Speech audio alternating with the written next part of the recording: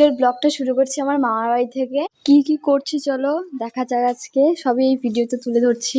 এই মাসির বাড়িটাতে চলে আসলাম। এই পাড়াটাও ঘুরছি তিনজন মিলে। গ্রামের পরিবেশ জানোই তো কত সুন্দর হয়। এসছিও 6 মাস পর।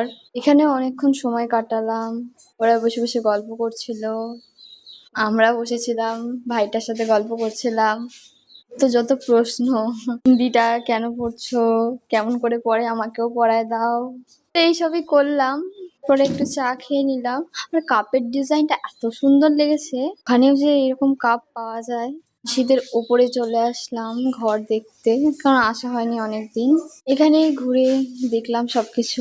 আর একটা কথা বলে রাখি, যারা ভাবে আমার বয়ফ্রেন্ড আছে, আমার কোনো বয়ফ্রেন্ড নেই, বলে যে তাহলে কার সাথে রেস্টুরেন্টে যাস, আমি নিজের টাকায় আমার বাবার টাকায় যাই, আমি কারো টাকায় খাই না।